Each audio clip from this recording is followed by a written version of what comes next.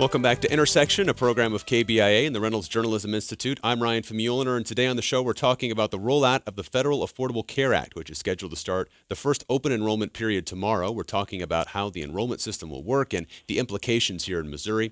Joining us in studio, Stephene Moore is our Regions Director for the U.S. Department of Health and Human Services. Thomas McAuliffe is a Policy Analyst for the Missouri Foundation for Health.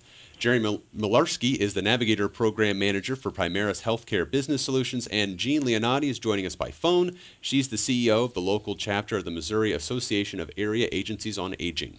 Jeremy and Jean's organizations are the two in Missouri receiving federal money to run Navigator programs. We'd also love to hear from you and our audience. What questions do you have about the Affordable Care Act rollout in Missouri? Someone here at the table can likely answer your question. Give us a call at 573-882-8925 or email intersection@kbia.org. You could also tweet at intersectkbia. And just to get you a feel for how we're just figuring out a lot about this story, Jeremy, you had a quick update as you checked your text in the break there. Yeah, since before the break, we have received word that 4 more of our navigators have been licensed, so that brings the total to 9. Right. So 12 hours left, a little less for the rollout. That number keeps rising. And we continue to work with state and federal authorities to increase that number, Ryan. Right, yes. Right. And then I wanted to bring in now also before we jump into more topics, but we had a question from one of our listeners, Peter. He called in. He wasn't able to stay on the line, but he was wondering, he said he has an insurance plan now that covers catastrophic coverage, but he's being forced off it, he says, once ACA rolls out and Blue Cross Blue Shield wants him on a plan with more bells and whistles than what he has now. He wonders why that's happening. Anybody have any ideas on that? I had a similar a grandmother who has the same problem. Her granddaughter has a catastrophic plan. My suspicion is that Anthem Blue Cross is like all insurance companies. They're getting excited about January 1st. They're trying to move people off of product lines they may not be selling. Some of these catastrophic plans do not meet the requirements set out by the ACA.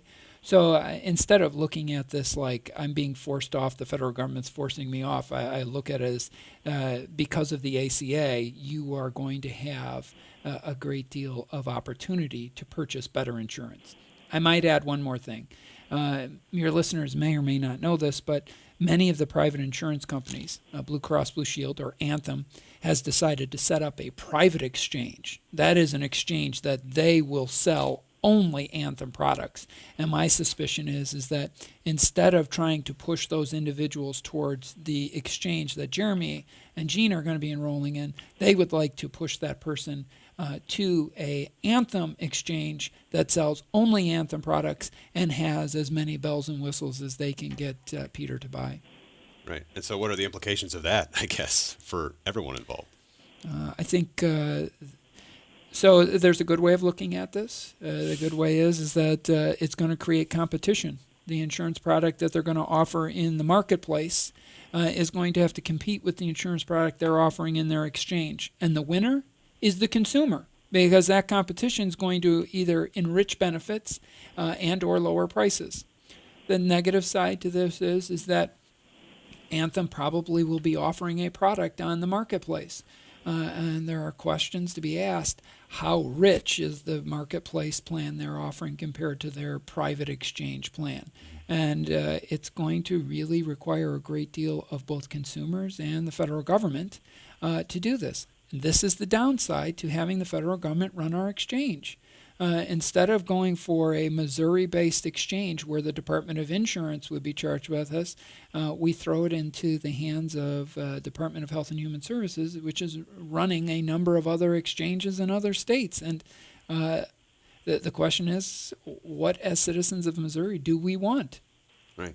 I guess the other question, too, is the viability of this federal exchange, right? Is there a number that we're looking for, how many people we need to enroll for this exchange to work here in Missouri? That could be another thing this could impact, I suppose.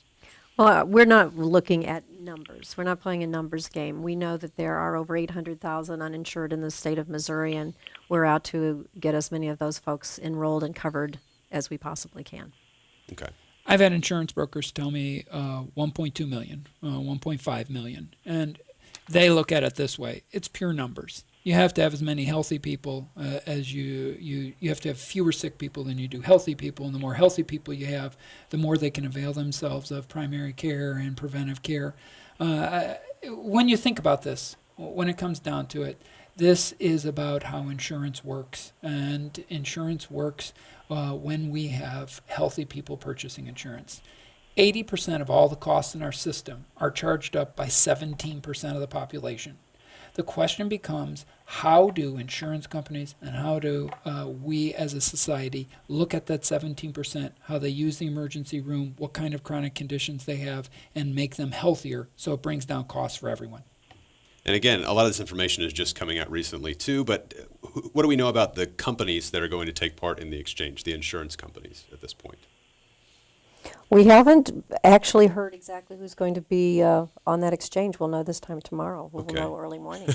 So that's a have to- question. I mean, had- you mentioned Anthem Blue Cross Blue Shield. Yes. They reportedly told their investors that they were going to be a part of it in Missouri. Yes. And then the other one that's been reported was Coventry, from my understanding, correct?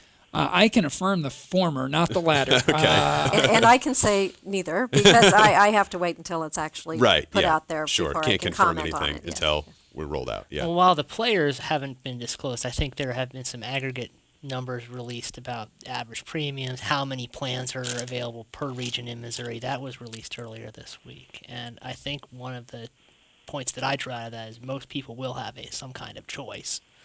And the premiums will be in, a couple $100 range for most people. And that's before any sort of subsidy.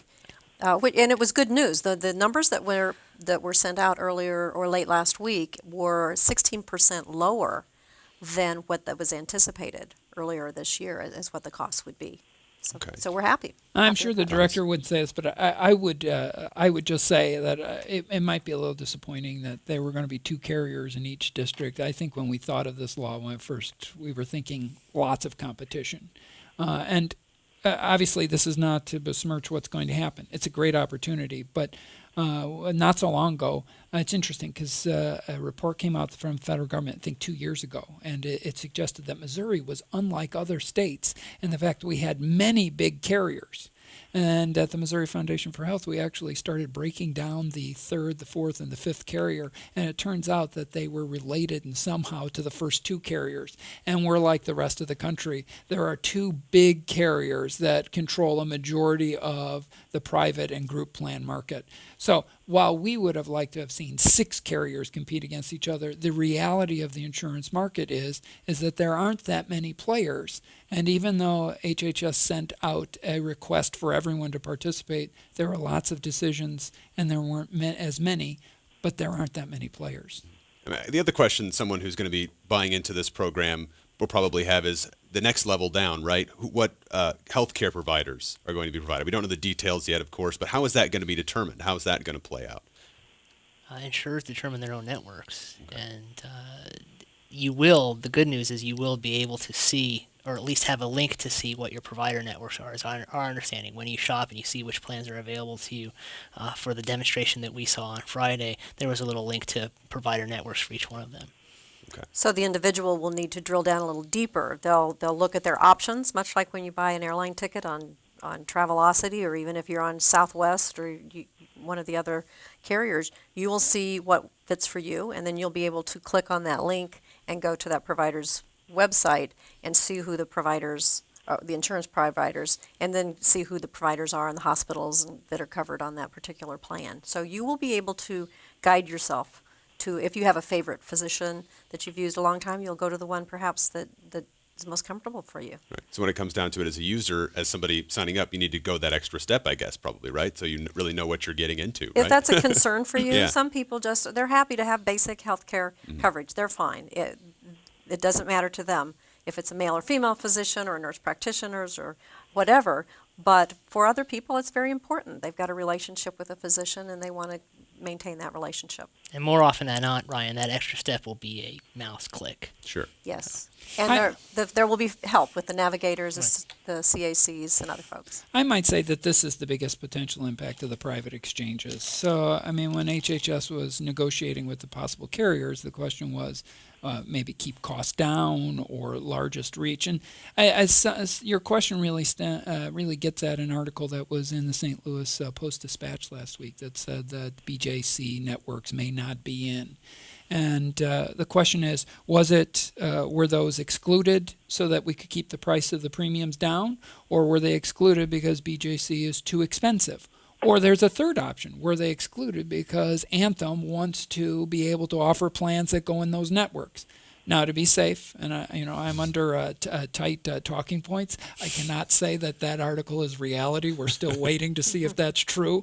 I'm not saying it's true. I'm just saying from a theoretical, if you were thinking, what is the real goal of the marketplace? Affordable insurance with the most reach, or to have one of the carriers in the marketplace to be able to siphon as much off to their private exchange as possible. And these are all three scenarios that I suspect that if you had us back a week from today, we would be discussing. Right. And also to point out, too, I think reports are now showing that if Coventry, if that is true, the BJC issue is not as much of an issue now because it may be covered with Coventry. Just want to throw that out there since we brought up the BJC. In case people have seen that story, yes, that's an important idea to check out, too. But, hey, we have another question, a caller in who, again, couldn't stay on the line, but wanted to take their answer offline. They said that they already have Medicare. They were wondering if they have to get additional insurance through Obamacare. No. No, absolutely not. It's important to know that the mandate says, the law says that we have to have health coverage. Medicare, Medicaid, your veterans, the TRICARE is acceptable, Children's Health Insurance Program, CHIP is acceptable. If you have it through your employer, that's acceptable. 85% of Americans are fine. They're covered, they've got it. It's that 15% of Americans who are the uninsured that we are focusing on. Okay. So got that. Ryan, yes, Jean. This is Jean. This is an important message for us because we deal with a lot of older people, and they're used to this enrollment time for Medicare Part D, so they are becoming very confused about whether they need to do something with Affordable Care Act or Medicare Part D or what. And so we're really trying to emphasize to people the Affordable Care Act marketplace is for people who are uninsured or underinsured. If you have insurance, if you have Medicare, if you have Medicaid, if you have employer-sponsored, you don't need to worry. Right. And I think it's a good time to talk maybe with Jean, Jeremy, Stephanie, talk a little bit about that outreach, I guess, and what part of what you're going to be doing in the coming days, weeks, months, how you're going to get to these different groups, to the elderly, to young people. What are some of the tactics you're going to use? Yeah. I think, Jean? We've spent a lot of time today talking about the philosophical things. What we need to do is carve it down so it's understandable for people, so they know what they need to be doing. And at this point in time, they need to be educating themselves. As it was said before, you don't have to make a decision tomorrow. Spend some time learning about all of this. We will be doing, and Jeremy will be doing, public events where we have presentations, educational opportunities, outreach for people to just listen and hear and begin to understand what this program is about. And when you're ready to actually start making decisions, that's probably when you sit down one-on-one with someone. We saw a demonstration of the website on Friday, and truly people who are computer literate and are comfortable with a computer may never need a navigator or a counselor to help them. They might be able to work through that entire website themselves. But you first need to understand what is health insurance, how does health insurance work, and how is this marketplace going to work. So we'll be doing, all of us, be doing this kind of education at public libraries and different places like that so that the public has an opportunity to come and just learn. And what we've learned from our Medicare counseling services is you really can't underestimate some of the low-cost or no-cost marketing strategies. So church newsletters, library newsletters, the education and enrollment events Jean just mentioned, those work, and those really do reach people.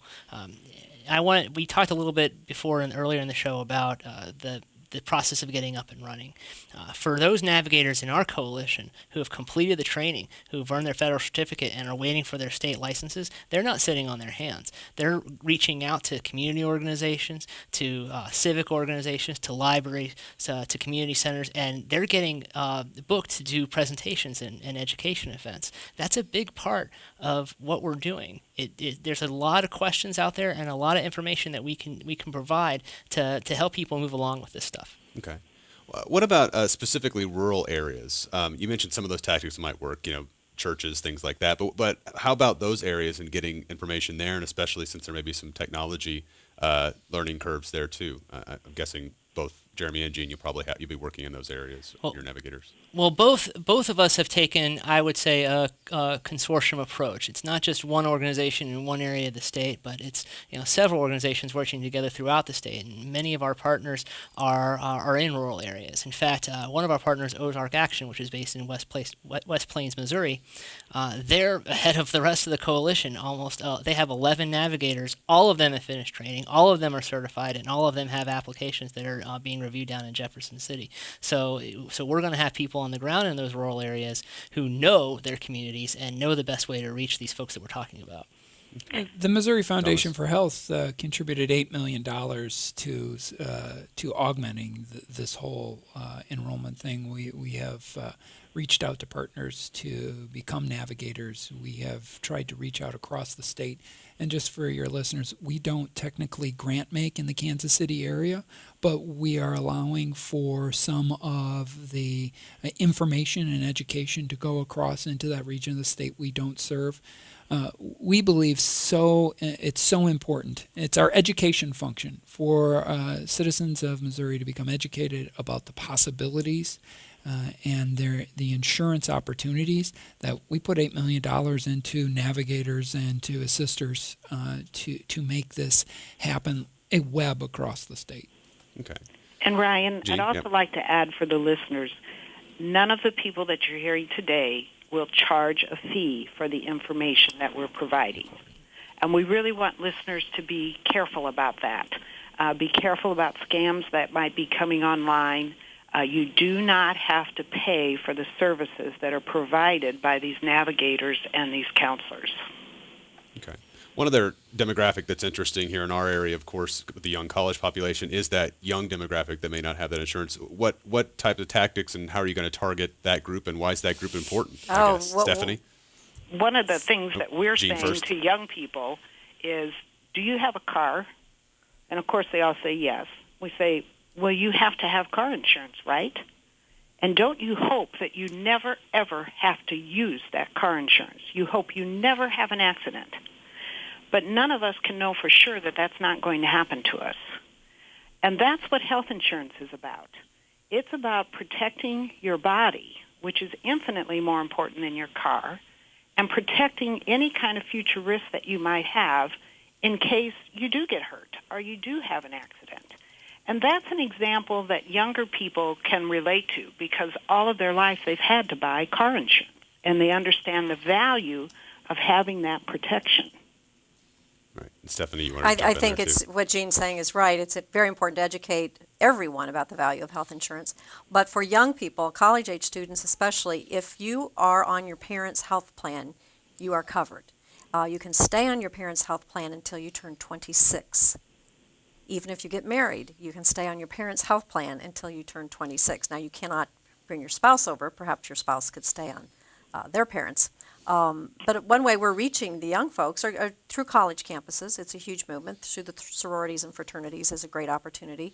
But Facebook, Twitter, we're doing a great job reaching a lot of people that way, and we want their questions. We want to help them. Thomas? Studies show that the major concern Missourians have is about the cost of insurance. And, when I was in Kansas City last week, a broker said to me, all young people care about is beer, boats, and baseball tickets. And they're not going to buy health insurance.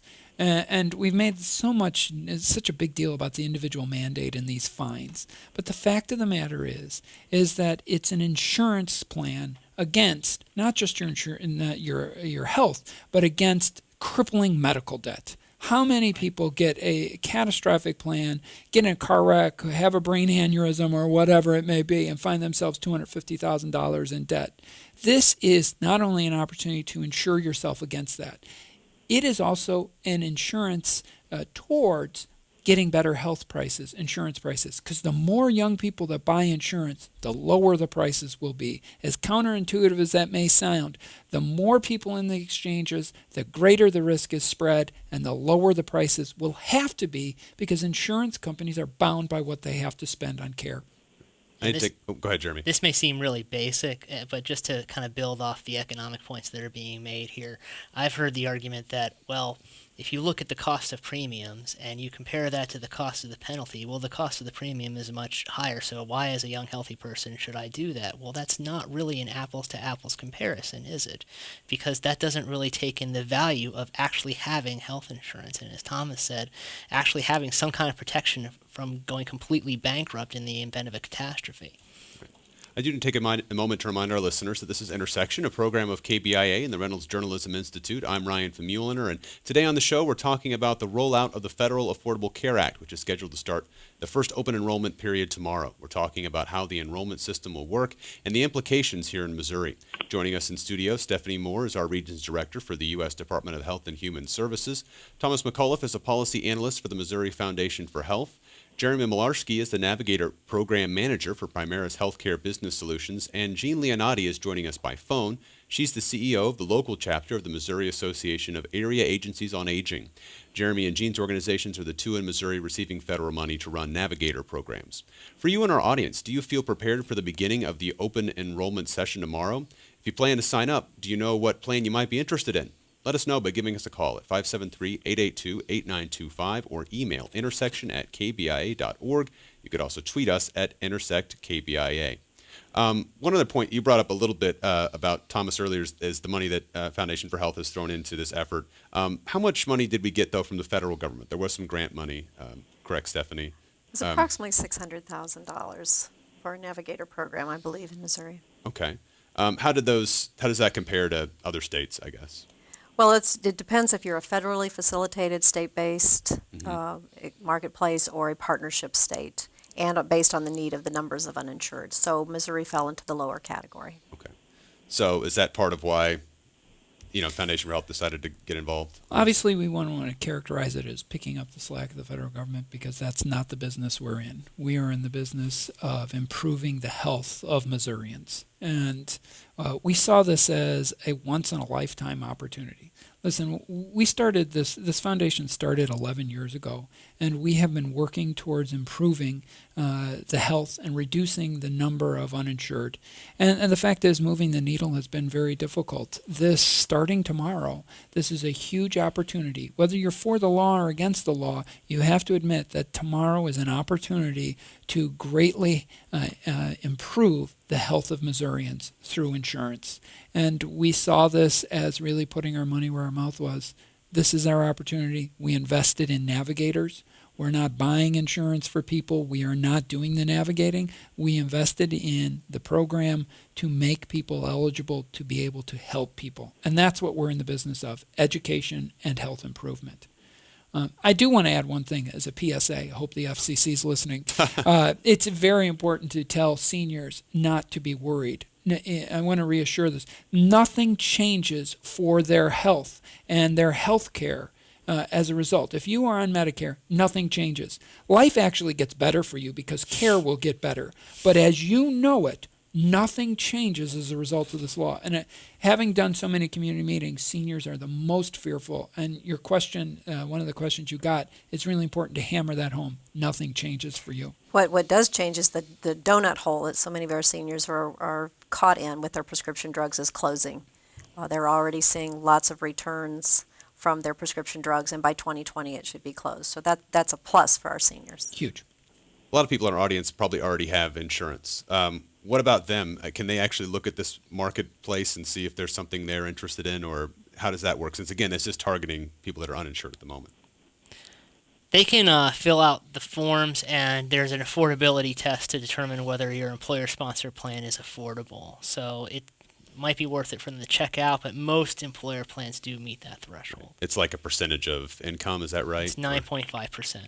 Okay. I think this would be one of those times when, in a few weeks, families may want to look at it because perhaps their kids are coming home for Thanksgiving and they want to talk with their children, their adult children, other family members that they're going to be around, so that they're just knowledgeable for the discussion. But if you have good health insurance now, it will be probably something that you're not going to benefit from. Okay. We actually have a caller we wanted to bring in. I believe it's Ralph. Ralph, are you there? Hello. Oh, I'm sorry. It's not Ralph. It's Barbie. A little bit of a difference there. Barbie, are you there? Sorry about that. Thanks for calling in. Yeah, I'm a female. Well, Barbie. I'm a 51-year-old female, and I with my divorce, I own my own home, but yet I'm only employed 74%, so I don't get insurance right now, and I don't make a lot of money, but and I'm paying a huge amount for my COBRA insurance, but I need to be able to afford my medication. I don't know what to do because I would otherwise not qualify for Medicaid, which is what I would get, but because I own my home, what happens? Well, I think Barbie, I think she said she was 51. Barbie's a prime candidate to go on Marketplace and see what's available for her, to healthcare.gov and see what her options are. She very likely will be able to get a subsidy to purchase her health insurance, and she might be very happy with what she sees. I looked at that. I went to that healthcare site, and it says that I qualify for Medicaid, but it didn't ask any questions about me owning my own home. So that was the part of the problem. And you live in Missouri? I live in Columbia. Okay. Well, I mean, you might want to check it out after the actual exchange opens and just see what's offered to you. That's an interesting question. Jeremy has openings this next couple of weeks. Give him a call. Maybe Okay. Well, thanks, Barbie, for calling. Like I you. said, probably something to follow up on later, it sounds like, too. Okay. Thank you All very right, much. Thank you. Bye-bye. One other quick question I had, too, is that, the 2012 Missouri voters passed that ballot measure that said the state and local officials can't help in assistance of setting up a marketplace. Obviously, that's probably one of the reasons we did this federal marketplace. But is there any other effect that's having now? Because there was also some guidance in that law that said that state and local officials couldn't assist in that effort. Has that created any issues in getting help and moving forward now? I don't know if you can talk about, it's hard to measure things that haven't happened. So in our conversations with social services in the state of Missouri, even as we've been talking about getting the state to work on lots of things, that is this kind of specter, this ghost that's hanging over this Prop E. We voted on it. We don't want to get sued. We don't want to get in trouble. As long as the federal government says this is what we have to do, we'll do it. But until then, if it's in a gray area, we're not going to act. So it's one of those kind of things like proving a negative. I mean, it's really hard to demonstrate what hasn't happened. Sure.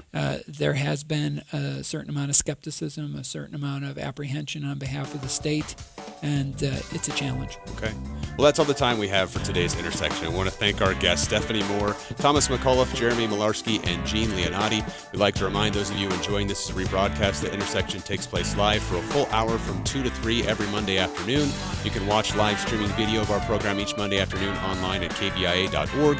Alongside that video, you can submit your questions and comments and take part in an online discussion with others in the audience. You'll also find an archive of all of our past programs, including the full hour of today's conversation.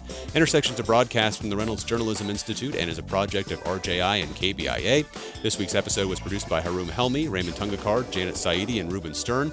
Travis McMillan's our technical director with production assistance from Caleb Hoke, Casey Morell, and Andrew Yost. Pat Akers is our audio producer. Executive directors are Mike Dunn and Mike McKean. And I'm Ryan Famuliner. Thanks so much for joining us today, and have a great week.